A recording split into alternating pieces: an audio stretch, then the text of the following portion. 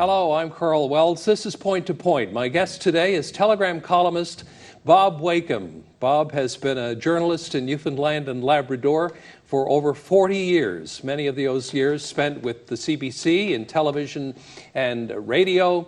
He's won multiple journalism awards over his career.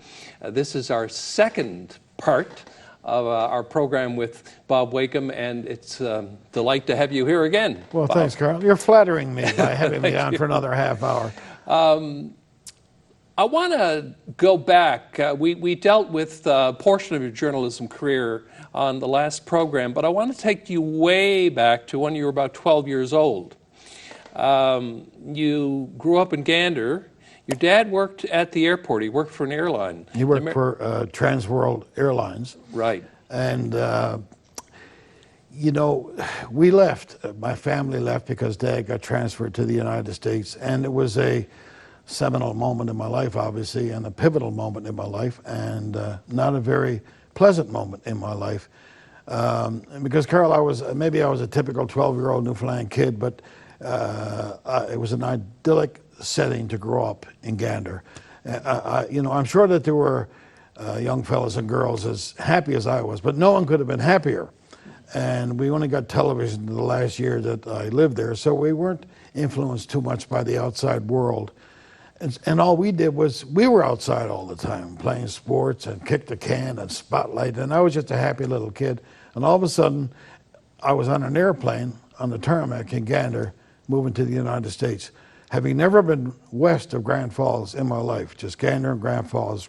Grand Falls, where my mother was from, we'd go out and visit her relatives there all the time.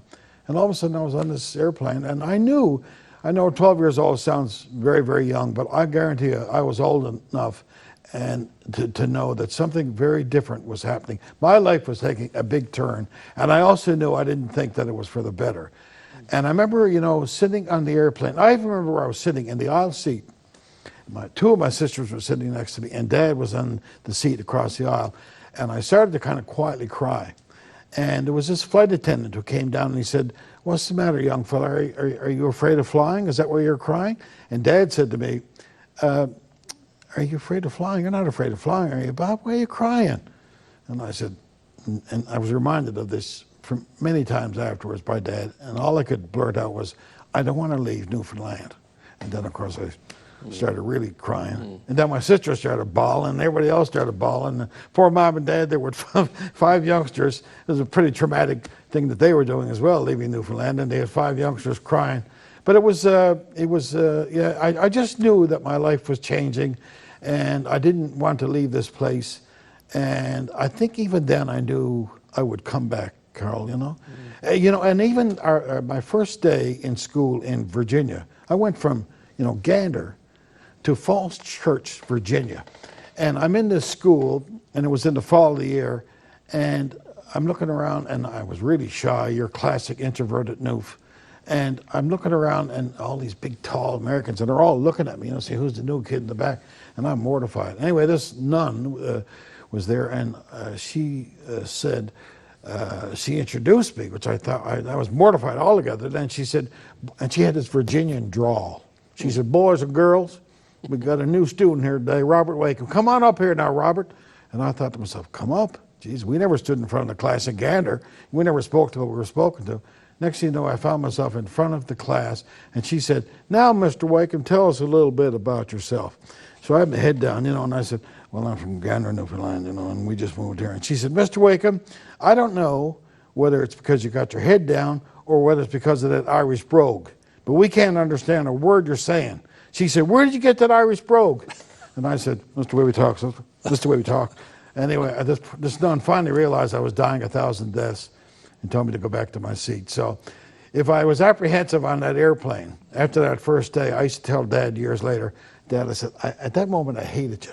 And myself and my father ended up, we had a grand relationship all of our lives, but at that moment I wasn't too fond of him for having dragged me out of Newfoundland and plunked me down in this culture that I knew nothing about. You lived in a couple of different towns in the States, right? Well, a couple of different. Yeah, we lived in New York. And you know, I should say that it wasn't all, dreary and sadness. I mean, it was pretty exciting to be living just outside of Washington, D.C. And then we moved to New York, and we lived across the river from New York. So here was I, a little kid from Gander, who had been, I used to go down to Gander Gardens and see Angie Carroll and people like that play hockey, and John Murphy, and all of a sudden here I was watching Rod Gilbert play hockey and Bernie Geoffrion, So Yeah. that was neat, that was heady stuff. That was heady stuff, and then I eventually went to school in North Dakota and graduated from the University of North Dakota with a degree in journalism, and then came back to Newfoundland. And I knew I was always going to come back to Newfoundland. And Mom and Dad had sent me back here, or at least had, I would beg them to send me back to Newfoundland, and they would always comply. So that kept alive not just my fondness for Newfoundland, but a fondness that turned into a passionate love affair with Newfoundland. And I knew once I got out of school, I would be back here, and I was. And why journalism? Well, I could really BS you, Karl, and say that it was because of some sort of, urge to improve society and to pursue the truth, but it was something much more mundane. I was always a big sports fan, still am, and I knew I wasn't going to be a professional athlete, but I thought maybe journalism would be a way to stay active in the sports world as an observer and to write about it. And my teachers over the years had said told me I had a knack for writing, so that's what I did. I became a journalist because I wanted to observe sports. And in fact, when I applied for a job at the Telegram in 1972, I asked the managing editor, Bob Ennis, he said, "What do you want to do?" And I said, "I want to be a sports reporter." And he said, "There's no opening in sports. How would you like to cover news for a while?" And I said, I said, "I'd rather do sports." And he said, "Well, I'll tell you what, if there's an opening in sports over the next little while, we'll put you in there." And of course, as I say, I don't remember you ever doing sports. No, and I never did. That was it. It was it. I fell in love with covering news, and I never looked back. Wow. Bob, when we last spoke on the part one of the show, we had taken you through your career, but then your career suddenly ended, and it was because of a very serious diagnosis. Yeah, it was, as with most people who receive a diagnosis of cancer, as I did, it was a shock to the system, a shock to me, a shock to my wife Heather, a shock to my family. And it was a life-altering experience, Karl, obviously. And all cancer stories, I suppose, have their certain amount of uniqueness. Not suppose, I know they have their certain amount of uniqueness, and mine did as well. And I try to capsulize this if I could, if I can. That I had cancer of the colon, and there was an emergency operation, and that metastasized into my liver. And then I was operated on a second time to take the cancer out of my liver. And then I started getting chemotherapy, and it was pretty rough chemotherapy because they thought that it had spread even beyond the liver.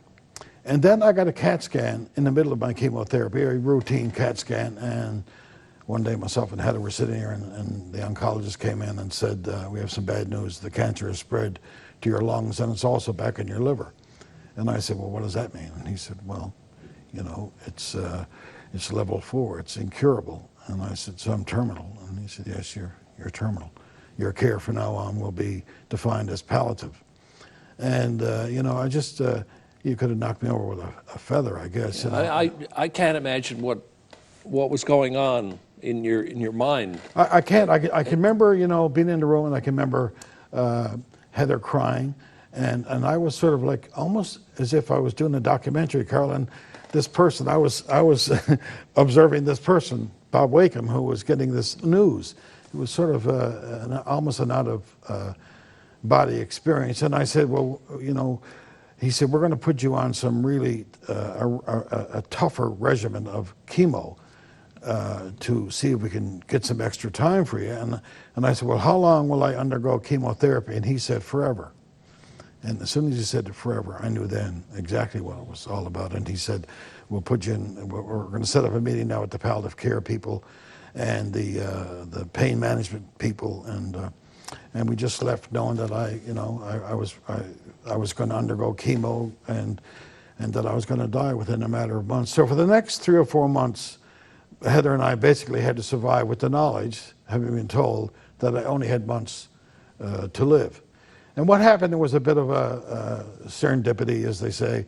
Heather was talking to this Dr. Tava, who had operated on my liver. And she said to him, he said to her, "How's Bob doing?" She said, "Well, not very well, Bob's dying."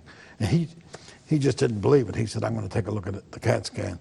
Anyway, he phoned me one night at home. He said, "This is Dr. Tava, Bob." He said, I don't believe that there is cancer in your liver." I said, "I believe that that's scar tissue."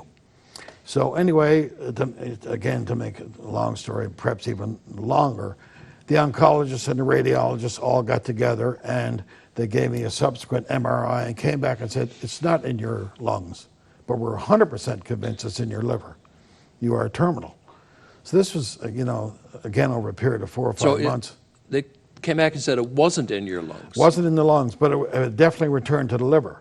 So nothing had changed. So had it been in your lungs at all? Or? No, it hadn't been in my lungs at all. Okay. And Dr. Tava still did not believe that it was in the liver. So I was sitting across from him, like I'm with you, and I said, "What would you do if you were me, Dr. Tava?" And he said, "Well, Bob, I hate to suggest this, but I would have more surgery, and that would be your 3rd surgery in 6 or 7 months." But I said, "Well, if that's what you would do, let's do it." So he opened me up in May of 2004 and found nothing.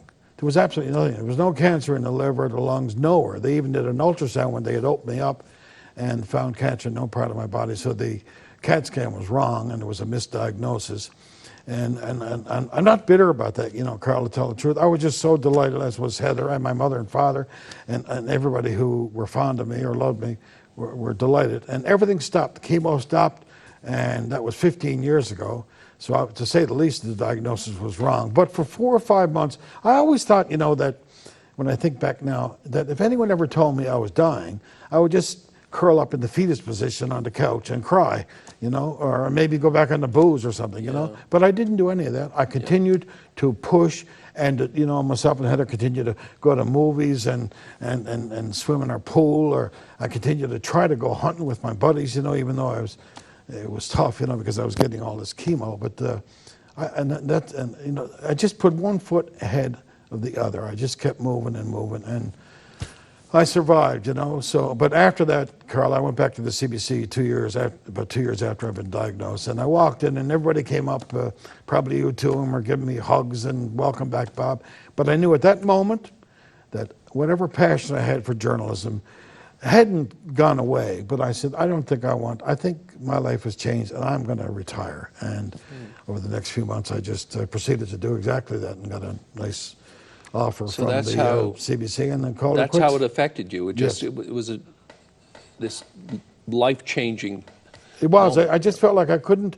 And I thought to myself, there was still a really good chance that the cancer would come back legitimately, and honestly into my liver. Because anytime you hear the word metastasis, that's pretty scary. Yes, and I had a 1 in 4 chance at that point, even after they realized that they had misdiagnosed me in terms of being terminal. There was still I had a 1 in 4 chance of the cancer not coming back into my liver. So I said to myself, well, if I'm going to die, I don't want to die behind a desk at the CBC. I'd just soon die trouting, or at a movie theater, or with Heather and home watching Jeopardy. Speaking of Heather, your wife, you in the book, For the Moment, your autobiography, you wrote very tenderly and lovingly about Heather and what she meant to you and how she really is responsible for getting you through that really, really dark period. Can you well, she was. I don't know if I can talk about it without getting emotional, Karl, but and again, like other people have gone through cancer, I'm sure they would say that having a loving partner is a real key to survival. And in my case, Heather was my guardian angel, and she pushed me got me up to get out and walk when I did want to get out and walk, and made me take all kinds of contraptions that she had put together, all kinds of liquid stuff that supposedly was going to help me, and maybe it did, maybe it didn't, but the fact is, psychologically it helped me. She was just always there. I'll tell you a little anecdote that sort of personifies what Heather did for me. My first time in hospital, it was an emergency surgery. And a couple of days later, I was lying in bed, and I had tubes everywhere, in every orifice of my body, and was feeling really miserable and was frightened to death. And I was lying back in bed, and there was an IV, and the IV sort of makes it almost has a rhythm to it. And it was a disgusting rhythm to me at the time.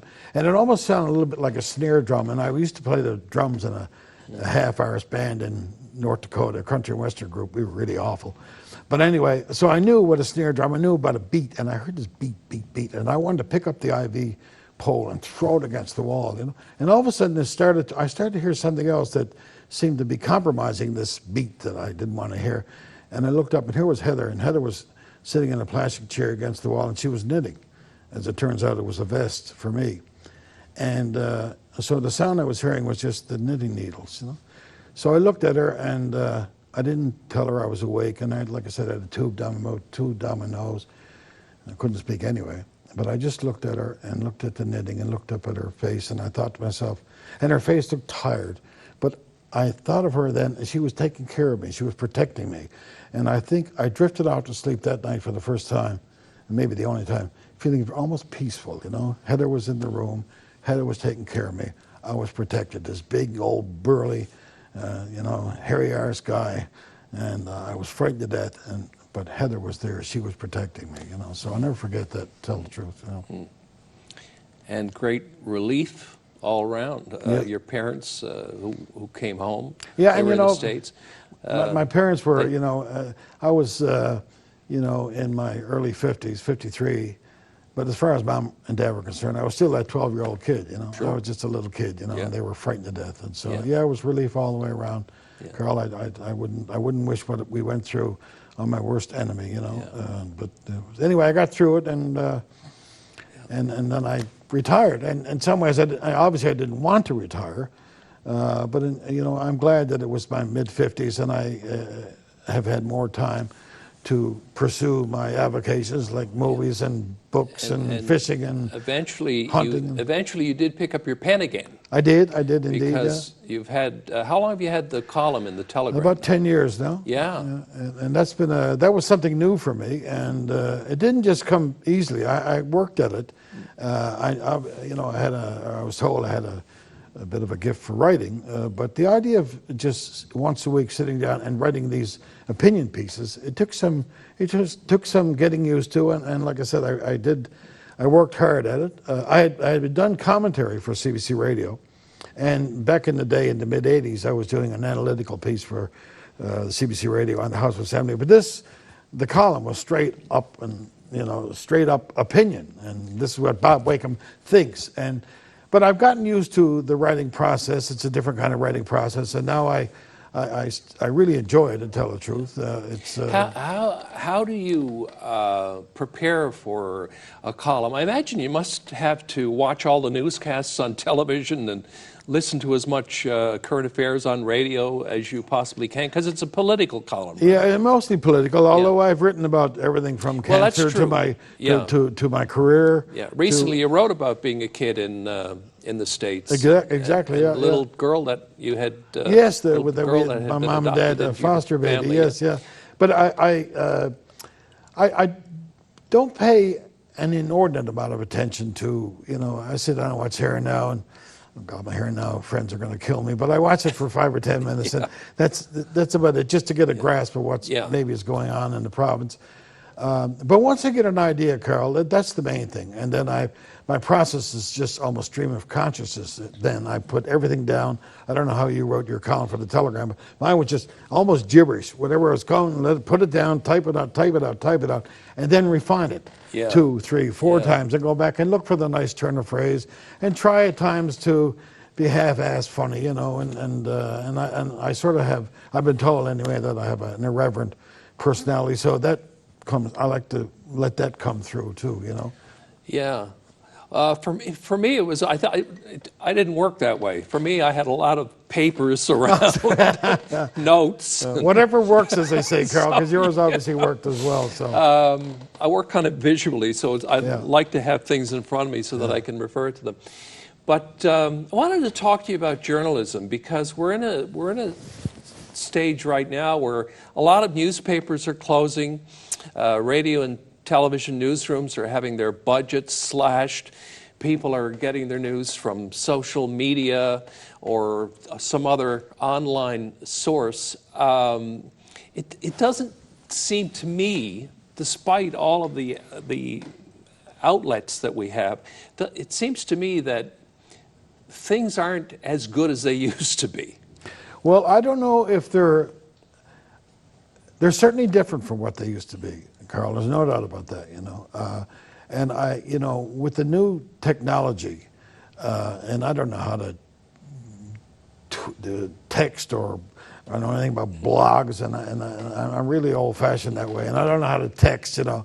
But I know that the journalists today, there's a real immediacy there. The minute that something happens, they have to file to a website or they're on the radio talking about what just happened. In my day, you got, for instance, a telegram, you probably had all day to write your story that was going to appear in the paper the next day. When we were at Here and Now, someone would have a 2-minute item that they had all day to prepare. So you could give it a lot of depth.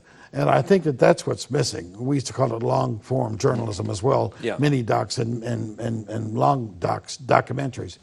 But I just think that the journalists just don't have the time to put into the time really that is required to give journalism some depth. It's just the nature of the beast. It's not because they're not as talented as we were. I think it's just the technology has almost taken over journalism, and to the detriment of consumers of news and current affairs, in my opinion. But I'm an old fart, you know. Yeah, Carl. but there's a lot of stuff out there that's just not, well, it's fake news. Yes, fake news. Yeah. Well, and then everybody can become a journalist these days with social media, and they don't. Most of them, if not all of them, don't have really the kind of training that we had. You know, I know that sounds kind of a bit show-offy, but we were trained, and you go through a process of becoming a better journalist. You know, but nowadays people are just throwing stuff out there. And oftentimes are breaking all the rules of even the most basic journalistic tenets. Yeah. Do you have any broadcast or any journalistic heroes? Well, John Furlong, my late friend, was a hero. Maybe because we had so much in common, and John made no bones about the fact that, he was an alcoholic like I was an alcoholic. He was a frustrated Catholic, like I was a frustrated Catholic.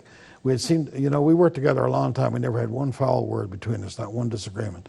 So John was a bit of a hero, but Ray, I absolutely adored Ray Guy, and we became really good friends over the years. And I just think Ray was the best writer, the best satirist, the best anything in Newfoundland. We could speak another half hour, as I know you could, about the talent that was Ray Guy. So, people like John Furlong and Ray Guy, Bill Kelly, my old friend at Land and Sea, For a period of time, I think you taught a journalism course at MUN, did you not? I did, yeah, for a few semesters. I taught a course in documentary making, which was a real treat, to tell the truth, to sit down and talk to a dozen or so fledgling journalists or documentary makers, and I enjoyed it thoroughly. And the only reason I got out of it, to tell the truth, it just didn't pay well enough, Carl. I mean, I put what I put into it.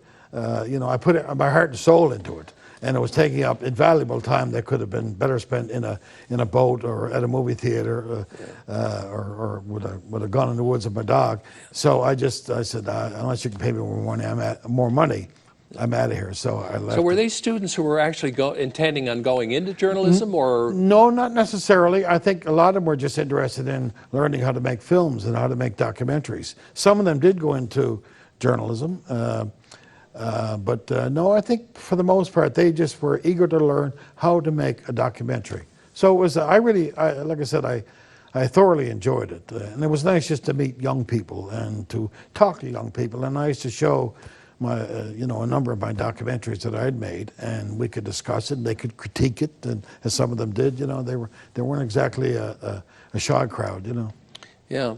What's your favorite style of documentary? Because there are different ways of doing documentaries. Well, a lot of the documentaries that I made had no narration. Some of them did, and I see a lot on HBO. yes, that yeah, have no, yeah. As a matter of fact, that's an HBO thing. They don't like narration. Yeah, and it's and in that kind of program, in that kind of documentary, you let the person who you've decided is an interesting soul or persons, to let them tell the story. It's not a real, it's not. You don't have to think that much to come to the conclusion that would really work. But it's difficult to do with no narration. You've got to go from A to B to C, and you've got to get these people to bring you there. But that's that was my favorite way of doing a documentary. And I also like to like Cameron and I work with, like Ty Evans and Keith Whale and people you would know well. I like to let them do their thing. I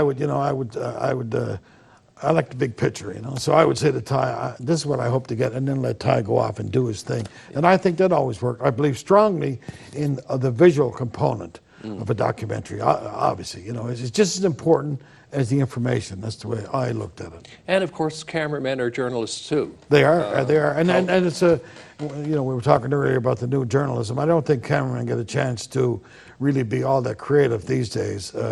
Again, because of the nature of the beast, it's usually a reporter talking into the lens. Or Skype. Yes, or Skype. Let's not go there. Yeah, let's not go there for sure. Yeah. Bob, it's been fabulous. Oh, thanks, Karl. We've done 2 parts of this show with you, and it's like, we could do more. But anyway. I really enjoyed it, Karl. We'll hopefully meet again. Okay. Thank you so much. You're welcome. And that's Point to Point with Bob Wakeham.